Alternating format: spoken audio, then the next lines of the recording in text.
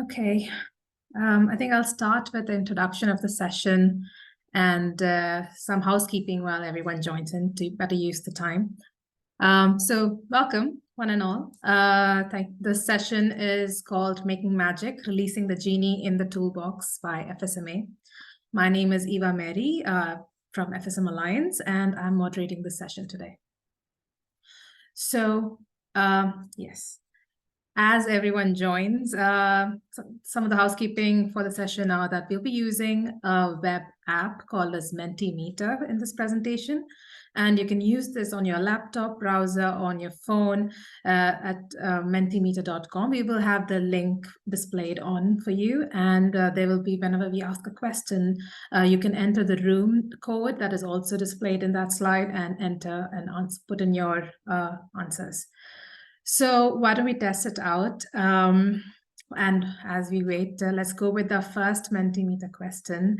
And this is like an icebreaker for us as well to get to know where you're all dialing from. So if you could go to menti.com and type in the code shown, that is 222-43815.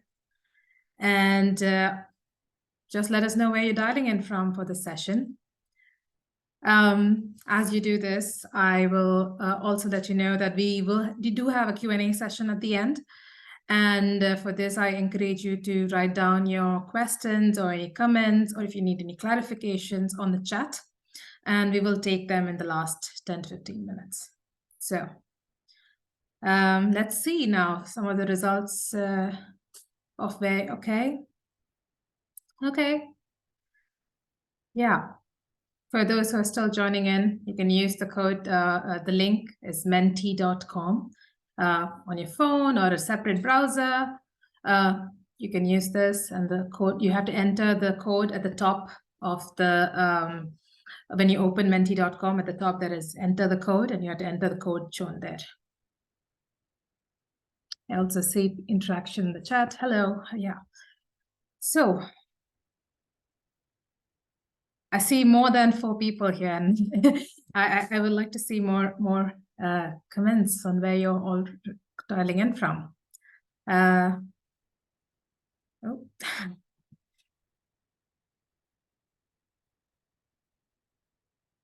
Okay. Well, I think there seems to be some sort of glitch happening in the profile. Let's go to the next steps. Yeah, so I think there are more of you, and let us know where you're joining as you will. Okay, Norwich, UK. Yes, I see more people. All right. So glad to see such a wide representation, and also letting us know where you're dialing in from. Today, we have 3 remarkable speakers, and we're going to dive into the topic of case studies and beyond what happens with them, what do we learn from our projects, what is the Genie, and how can we use it to harness the knowledge that we gain from the latest best practices, etc. So as the topic suggests, we're going to talk about the Genie in the toolbox in today's session. And so to do this, we have to understand what maybe many of you are familiar with the toolbox by FSMA. For those who are not, I'm just going to give a quick introduction.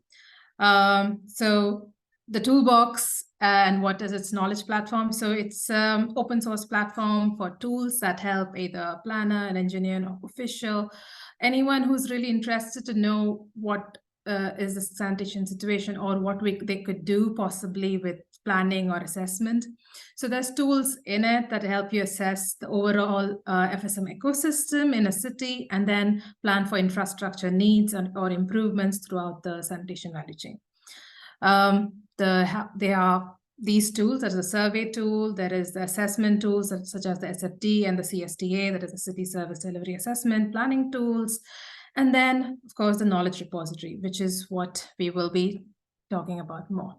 In the knowledge repository, there are around 1,400 plus records of case studies and other resources that have been put into the system by are user sourced and is relevant to FSM worldwide, as you see.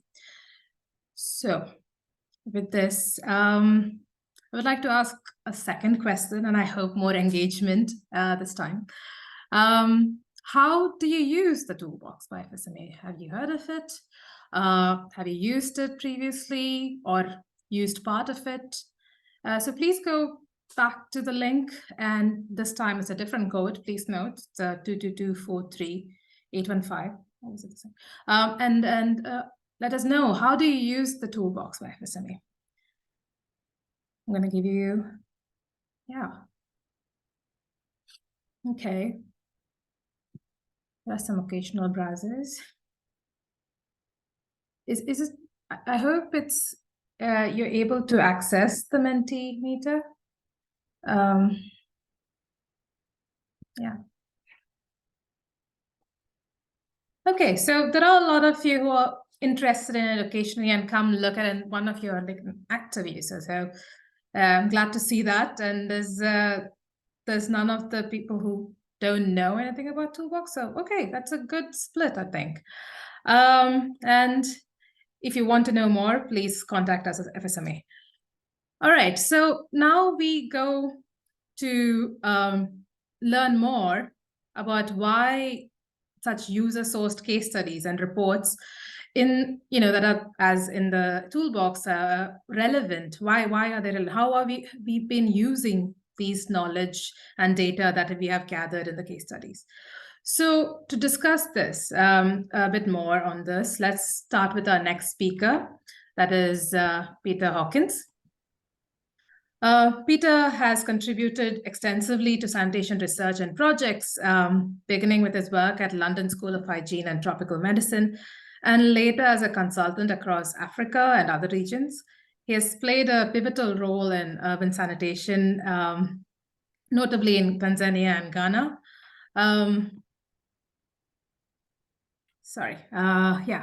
And Mozambique. And he was also instrumental in developing widely used the fecal waste flow diagram, which is also known as SFD. And currently he continues his valuable work as a part-time consultant in urban sanitation. So hello, Peter. Hi, Eva. Thank you very much. Yeah. So Peter, give us an overview of the FSM innovation case studies that you are part of. Okay, this was a study that was commissioned by the Bill and Melinda Gates Foundation in about 2016.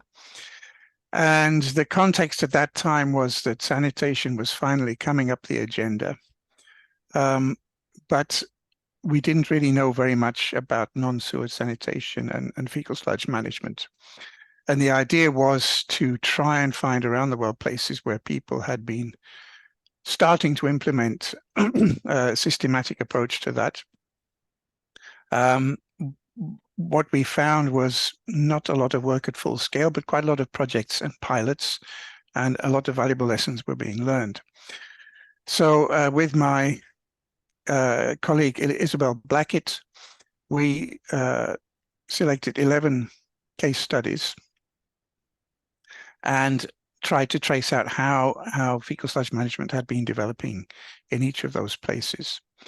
I think partly because of our own background and experience, but also this came pretty clearly out of the studies.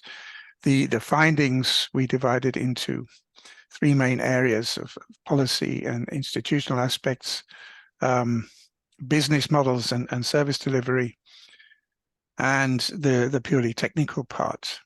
And in addition, we wrote a kind of overview chapter trying to pull together the main lessons in these areas.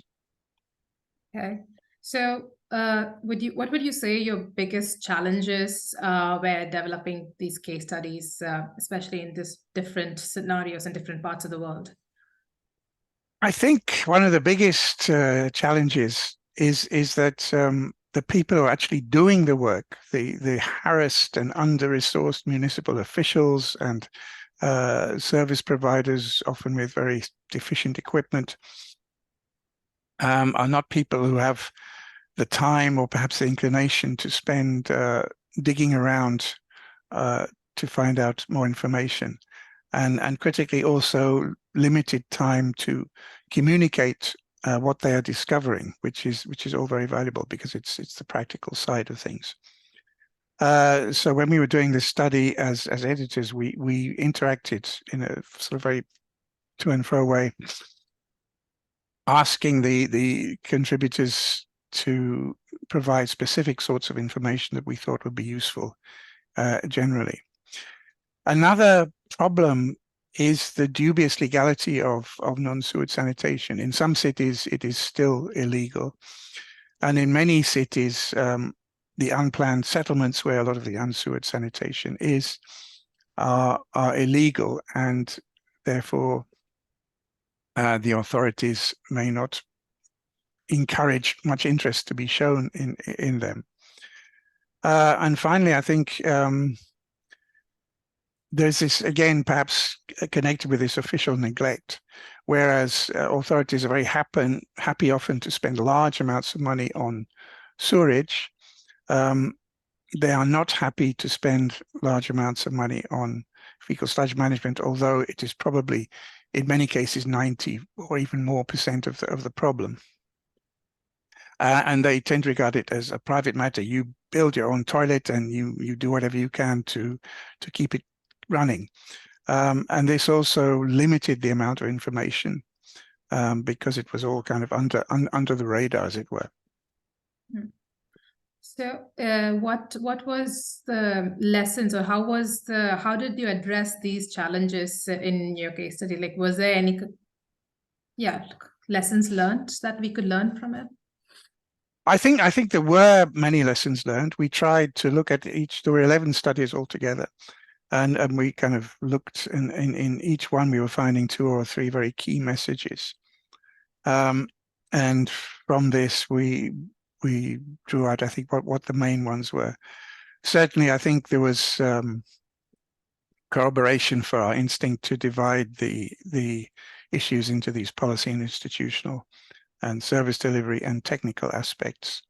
One of the main, I think the most common finding that came out of all was the need for communication between the service providers and authorities and users, which is perhaps a much bigger need with non-sewer than it is with sewage sanitation, where you just kind of plug in and forget. So did you see like the changes in the global sector as the knowledge on FSM and is generated with not only your case but other cases or projects were done and the knowledge grew? Do you see the change to adapt from the learnings of the past projects? Definitely, I think we are contributing. I'm reminded of the first fecal sludge management conference that was organized by the South African Water Research Center in 2011 in Durban.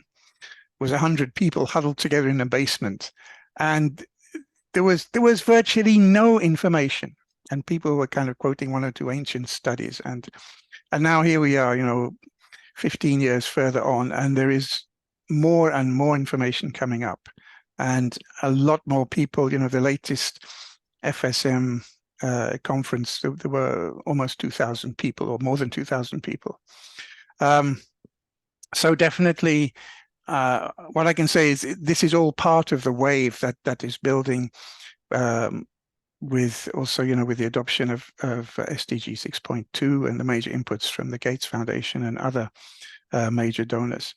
I think the important thing to remember is that sanitation is a cross-cutting issue. It's part of urban management. And so you can't really view it in isolation from drainage, access, housing, and basic services, and so on. And therefore, it's very difficult to draw a direct link between the work that is being done in this area and progress worldwide. But it is clear that it is a necessary input, and it is clear that more people are working on it. And so I think, we can say we maybe helped to put a few more bricks into the wall. Great.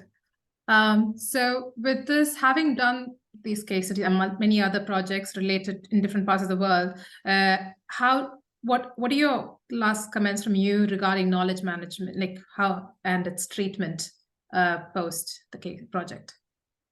Well, one thing which is very clear is that cities are incredibly diverse. I mean, between countries, within countries, even between different areas of the same city. And therefore, there are absolutely no cookie cutter solutions that can be applied. And this, I think, is where the idea of the Genie is going to be particularly valuable, because what is needed is to sift through the increasingly large amount of information available and see which bits of those can be applied to the existing situation. But it must always be a very interactive process that where all of the stakeholders are making their inputs and coming up with a solution that works for everybody. Great. Well, thank you, Peter, for your insights and your experience collating with these case studies, and also telling us about your knowledge shared with them. So thank you. Thank you, Eva. Now we can pivot to our next speaker, Robin Tompkins, to discuss more on how to improve and maximize our time and resources to learn from the different projects and cases. So let me introduce Robin. Robin's a technical director at Afrika and holds a master's degree in environment and development. She's been working in the wash sector for more than 20 years. Her passion is finding new pathways to drive real change in the inclusive sanitation and water security. So tell us more, Robin. We're excited to hear. Thank you so much, Eva. So I'll just wait for the presentation to come onto the screen. But just to say that we are going to do a little conjuring today with the wonderful resource that is the Toolbox by FSMA. So what if the Toolbox could be your provider of the latest and best guidance on sanitation programming in your context? Whether you're that harassed city official that Peter mentioned, a student of public policy, or an emptying and transport service provider. What if the Toolbox could be a force multiplier for every dollar spent around the world on inclusive sanitation? Today, we're proposing a method to move forward in achieving that, the Genie method. So what is the Genie, and where does this message come from? Well, it comes from Afrika's quality management system. As an engineering and environmental consultancy, we must provide evidence of the application of our quality management system in all our work.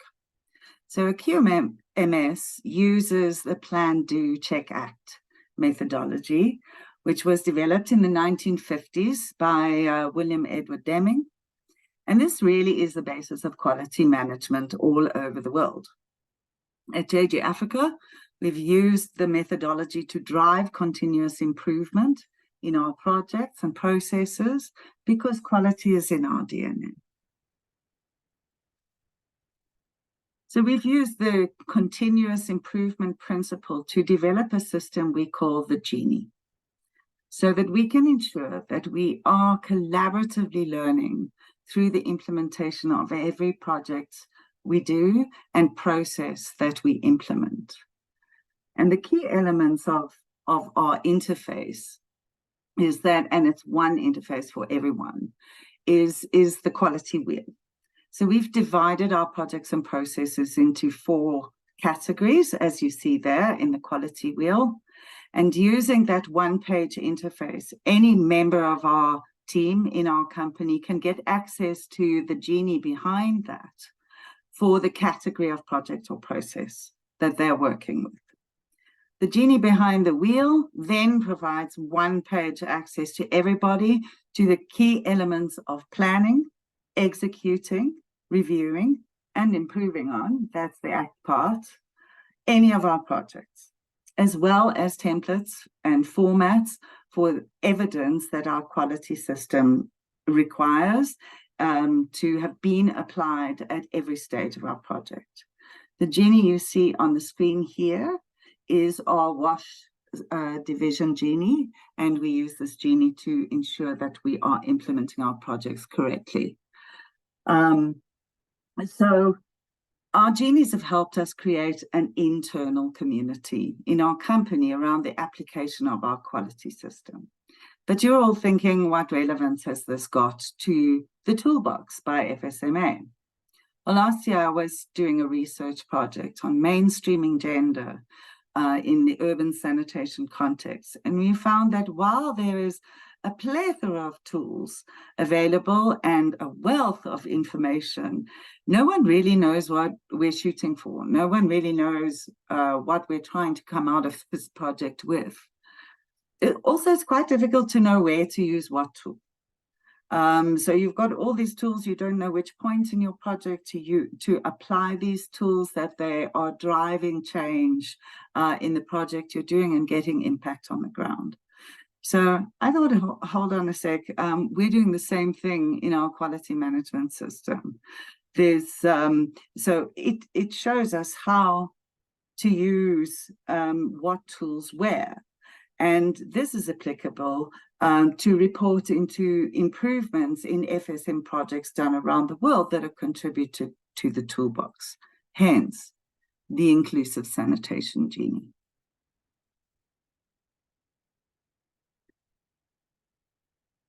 I'm just going to give you a moment to take this in. These icons are quite interesting.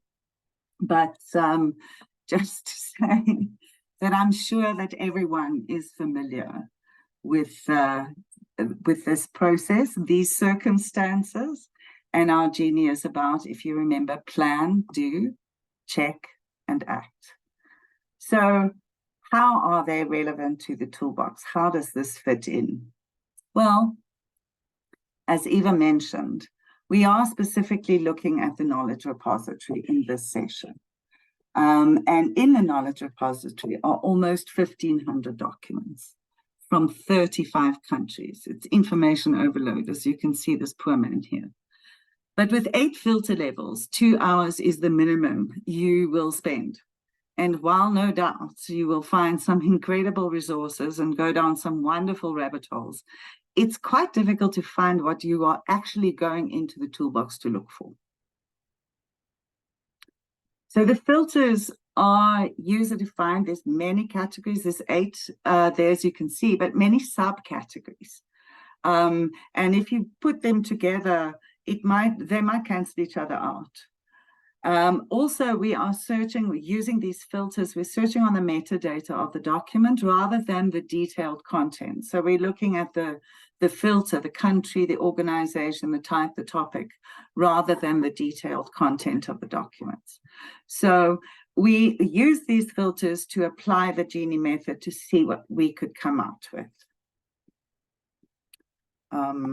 Okay, and in those 1,500 documents, if you remember the quality wheel, I spent quite a lot of time in the knowledge repository trying to categorize the resources that are there, so we could get a quick interface that relates to the specific project. And I found that in those 1,500 odd documents, there are 2 major categories.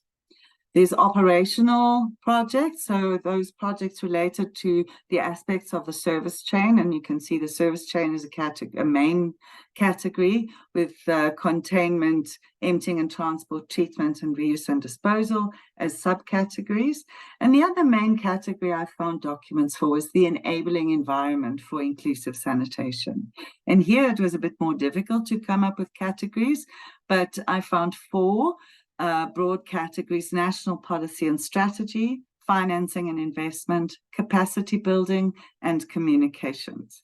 So of course, these projects are all linked, but these categories give us a place to start. And this makes the interface easier to access, because as a user, really all you need to know is what project you're looking for. So this here is the attempt I made using the filters at the National Policy and Strategy Genie. So we're trying to fill the key elements of planning, executing, reviewing, and acting on what you found in your review to improve the next project you do, the next plan. And what I found that it was quite difficult to fill all the categories using the filters and the resources we got from that. So I could not develop a Genie for the national policy and strategy. There are gaps. I didn't find anything that I was confident would give me the key elements of planning. But Nepal did have a policy, so that will tell you about do.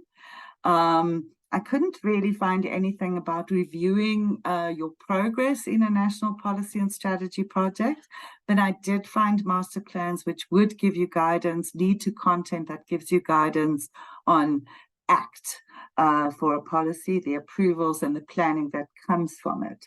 So we could go into planning from those master plans for a service chain project, a CWISE project, or inclusive sanitation project, but we couldn't really fill the Genie, and it wasn't really what I was looking for. It took a long time. Okay, so the same was I chose the two categories for the purpose of this presentation. So where the second one was reuse and disposal, and it was the same. I found documentation from India, and I tried to stick with one country so I could get a kind of a progression through the aspects of the Genie. I did find documents that I was confident would lead to key elements and guidance on key elements of planning, executing, and reviewing a reuse and disposal project, but I couldn't find anything on how those lessons were learned to apply to the next project. So let's have a look at what we got from applying the Genie method. And remember, going back to the quality wheel, we've got that one-page interface. So that's the first aspect of our Genie method, is the interface and the categories of resources. So we thought that the interface to the knowledge repository of the toolbox could look like this. And of course, it also is the continuous improvement symbol, which is rather coincidental. And this interface speaks to 10 categories of projects. So the two main categories, the whole service chain and the operations side of it, and also the enabling environment and all the projects that are linked to that. But you also have subcategories under those, as I mentioned earlier. And again, we chose to do a Genie for national policy and strategy and also reuse and disposal. But this time, instead of using the filters, we actually picked specific documents that we would review for content using Plan, Do, Check, Act, so we could build a full Genie. So the documents we reviewed are the 17 case studies from the FSM Innovation Series that Peter was discussing. You can see the link available there. If you need it, we'll put it in the chat. And then also we use the Afrika, because we're doing national policy and strategy, we use the Afrika Sanitation Policy Guidelines. Those documents alone are almost 600 pages of information. And this is what we came up with using the Genie method. I'll just remind you what the inclusive sanitation Genie looks like. And this is the policy and strategy Genie. So for national policy and strategy, and you can see the key elements on the screen. I'm not going to read them to you, but for national and policy and strategy, we were able to identify the key elements of plan. And we were also able to highlight potential links to other Genies, like the communications Genie for mapping your stakeholders. So this can also highlight where in the Afrika Sanitation Policy Guidelines you can find this guidance. So it takes you direct to content. From the case studies, We identified that clear sanitation mandates were a real issue with national policy and strategy. So if we have people contributing to the toolbox in this way in the future, hopefully we can start answering that question and clarifying mandates, because we are, after all, chasing continuous improvement. So for do, in the ASPGs, we have 7 clear steps of how to do a national policy. Again, with references to detailed information and links to other Genies relevant to that process. You can see those 7 clear steps on the screen. Now, checking your policy, checking that you're doing the right thing and you're going to, at the end of the day, come out with the right kind of policy for your country, is all about stakeholder consultation. And here, from the case studies, we have some lingering questions. So if anyone in the audience is busy with a national policy and strategy project right now, perhaps you can start contributing to this Genie by giving us some ideas about how you are answering those questions. Please share the responses in the toolbox. So for ACT, policy project is all about approval, getting your approval and doing your implementation strategy. And here there are links to, potential links to the financing and investment Genie that we could build from the resources in the toolbox. So that could be a good start about how to implement your policy. So coming to the reuse and disposal Genie, when for reuse and disposal, we were focusing on more technical information.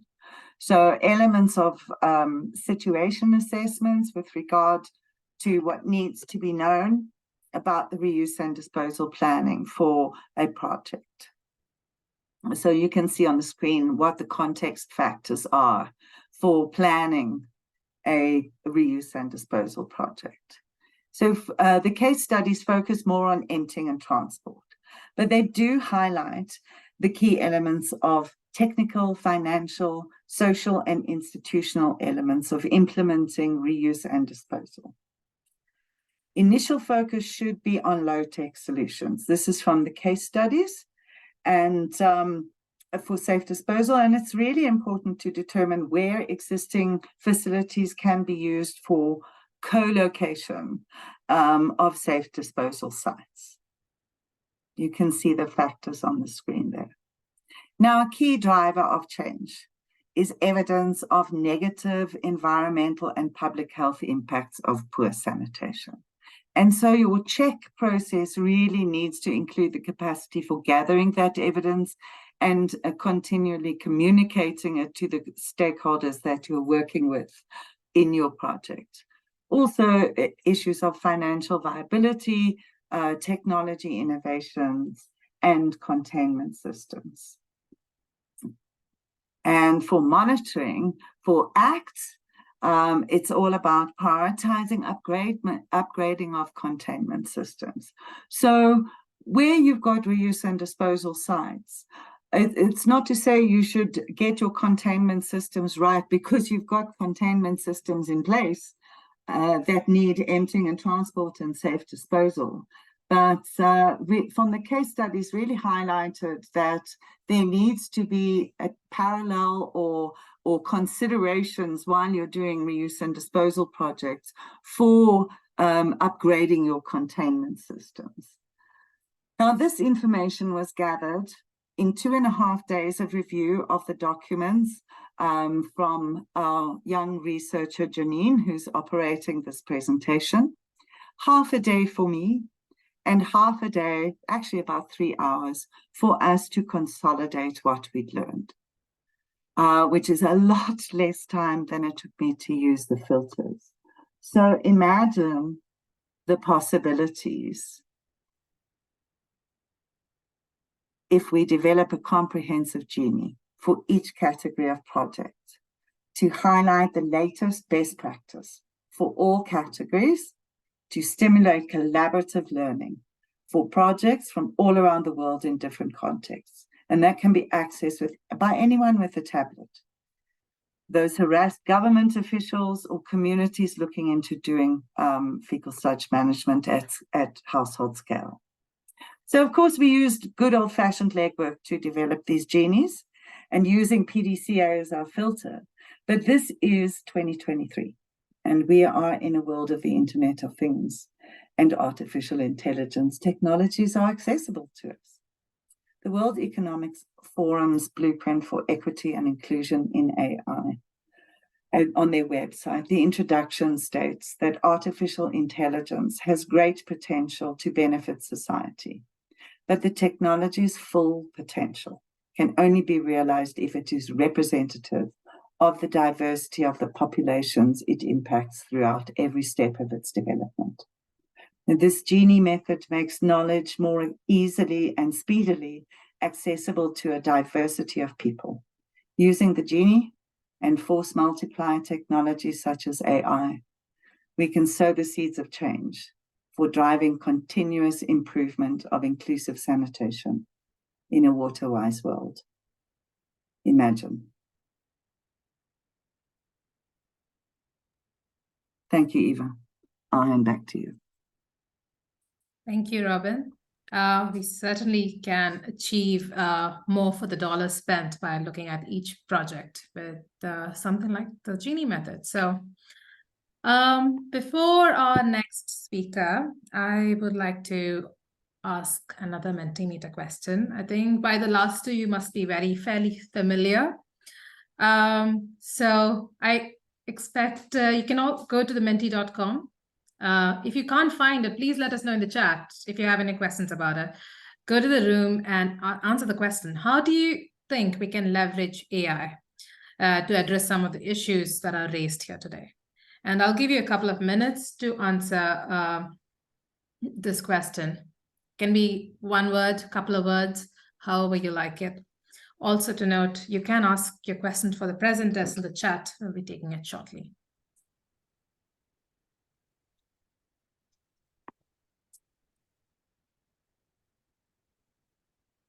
Okay, maybe we can go to the answers and see how the responses are. Okay, we can learn anything that are not in the documents across languages. Yeah. What else do you think we can use AI for in the realm of learning from our knowledge? Yeah. Modeling and educated predictions. True. True. Well, responses from diverse resources. Yeah. Any more? I hope you're all able to find the room and able to access it. Okay. Well, to paint a picture further into the future and to help you take a step from the present to the future, I would like to invite our next speaker, Peter Reinecker. Peter is a former Microsoft digital strategist. He's a visionary engineer who has collaborated extensively in designing the precursor to integrated regulatory information system for South Africa's Department of Water and Sanitation. So Peter, can you talk about the recent developments in artificial intelligence? And also, where do you think such opportunities for AI and technology can resolve some of the challenges that are discussed in today's presentation? Thanks, Eva. Can you hear me? Am I coming through? Great. Robin, excellent ending. And I think I was really inspired by what you said at the end there about applying technology equitably across the world. And, you know, I think just to add to what you said, that requires leadership, and it requires the type of work that we're talking about today is, you know, pressing technology into those areas that aren't maybe as focused on by big corporates. So here we go. So AI technology, something that I'm really passionate about, and, you know, improving outcomes, service delivery through technology, making a difference in the world. And so the question you asked me was what is the potential of technology and AI in specific? And I think we've seen a number of breakthroughs in the past number of years, and some significant ones are computers and technology becoming as smart as humans in certain aspects. Things like object recognition, speech recognition, machine reading comprehension, and machine translation. And all of these things have happened and have reached human parity. In other words, the technology can identify an object. It can understand a spoken or written paragraph or sentence, and we can do translation with it. So you would have all seen, I'm sure by now, and used the ChatGPT, which leverages a lot of this. And it took the world by storm on the 30th of November when it was launched last year. Became the fastest growing consumer app in history, accumulating 100 million users in like 2 months, beating the previous record by about 4 times, which was TikTok. But why is it so? Why has it been so popular? And what exactly is it? So it really is using natural language processing to understand what you're communicating. So that's that whole machine comprehension to human parity. The technology can understand what you're saying and more of what you're saying. And then it's using, of course, unsupervised machine learning, which discovers pattern in data without explicit instructions. So it's rendering something that's original, so to speak. And of course, a massive data set that's being used to do all of this. But again, to your question, what are the opportunities for technology and AI in service delivery in developing countries? This is where the greatest need really is. And I think the translation, I mean, it came up in the thanks to whoever posted it in the survey. But the machine translation, we've got 100 languages that we can translate between. And I looked up, some of the most ubiquitous languages in developing countries, and I noticed Spanish, 500 million people worldwide. You got French, 100 million people in Africa speaking French. So you've got developing countries, you've got these languages. In South Africa, we've got Zulu and Afrikaans as languages that can be translated between. So you've got reports in different languages across the world. And now you're able to translate those and share those and summarize those, in fact. So secondly, the sharing best practice across these multiple best practices across the world, sharing lessons learned, simplifying formats of documents, translating reports, like we said, is going to make it easier to assimilate a lot of unstructured data and use it and share it quicker. And then finally, I think it was also alluded to on one of the surveys responses we just had, which was integrating this data with broader data. So we've got a repository of best practice thanks to the great work that the panel has done. And how do we integrate lessons learned from the knowledge we have with broader data sets out there that we are unaware of currently? So I think in those 3 areas, I can see huge potential. And again, just circling back to where I started, it does require leadership and vision and purpose to pull it through and to make it happen. So with that, I'll kick it back to you, Eva. Thanks so much. Thank you, Pete.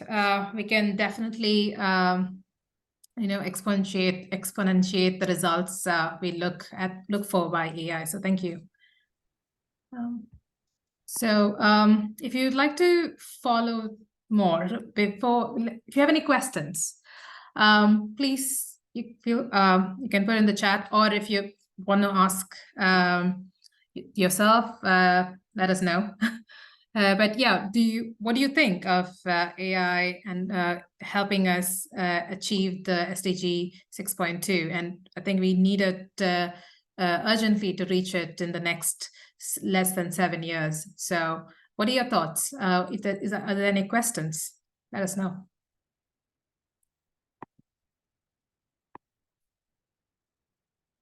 Seems to be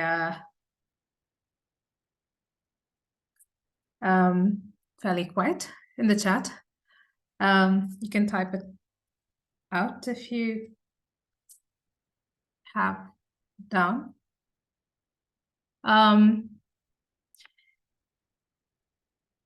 Okay, there's one from Lungi. She's asking, are there any examples of AI being used in the sector yet? That is the sector of sanitation. Is there any examples? Would any of the speakers want to take this one? Peter, Robin? Hi, Lungi. I'm happy to come on. In all the work I've been doing, this has pretty much been developing over the last year, Lungi, and I have not, oh, sorry, I'll put my video on.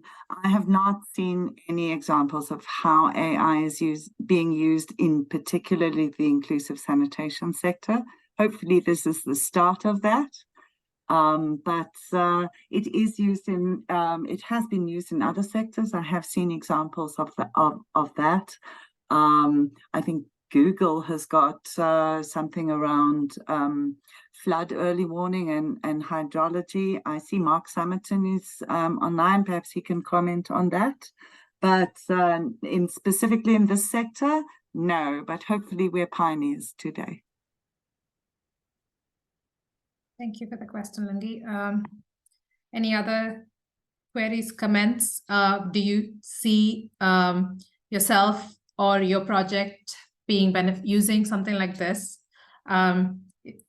or something that you are doing already for ensuring that you do PDCA, the management system for your project? Anything you would like to share?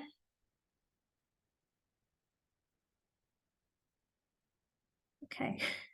Everyone's really shy today, Eva. You can unmute and ask your question verbally if you don't want to type in the chat. Yeah. You can even start your video so that we can see. All quiet on a Sunday evening, hey? Well, what did the session made you think? Maybe we can start with that. Like, is there anything, as you've been here listening to the session, what were the things that came to your mind? Not questions, but like, is it something like you see yourself applying this, or is there something you've heard of something before, or you've seen it in action? So maybe something along those lines.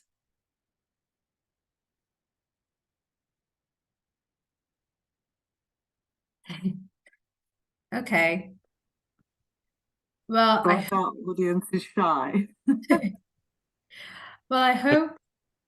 Yes, Peter. It might help if we all jump on video to make it slightly more interactive.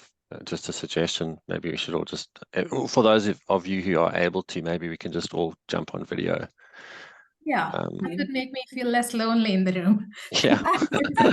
If you're in the audience and you're able to jump on the video, go for it. Yeah, I'd love to see all of you, and maybe we can talk about this because we are fairly excited about the possibilities that the Genie has opened for us. So, yeah.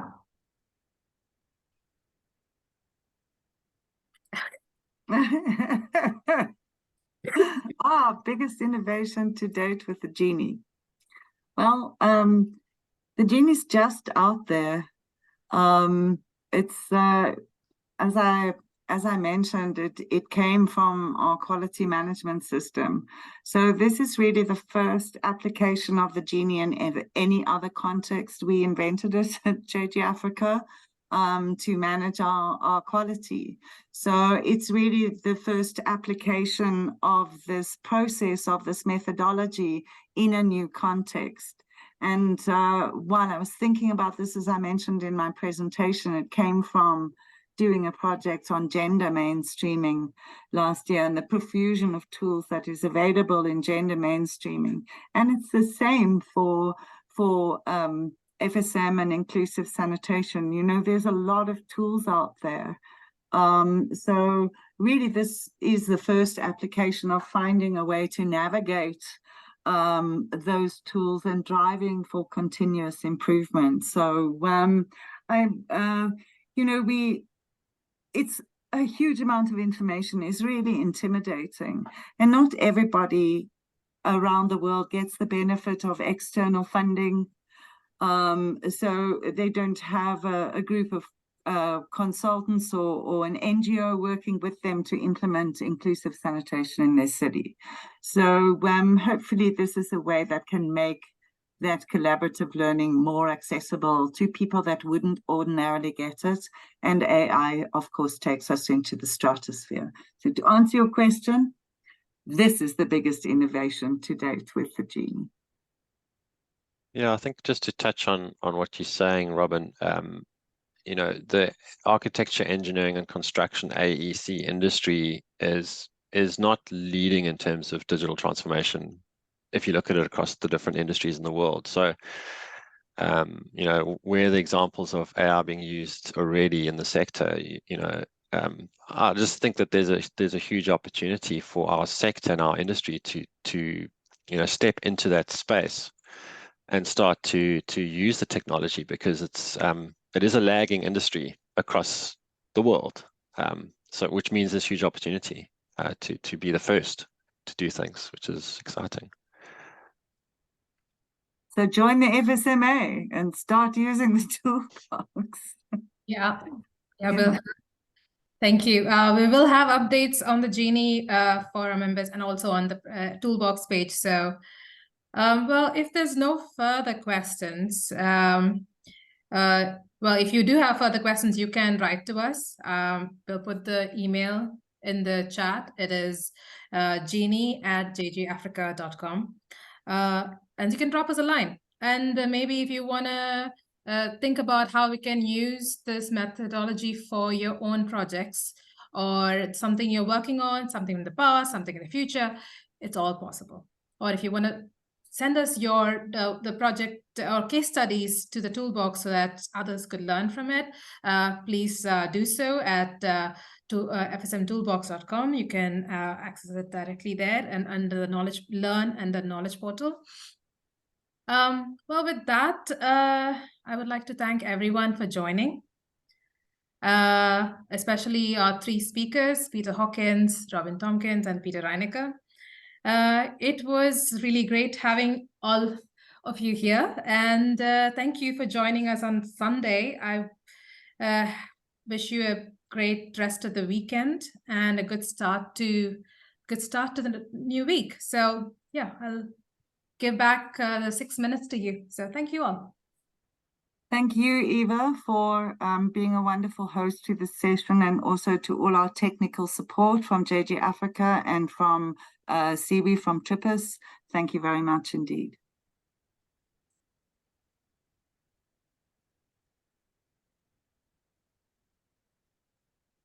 Okay.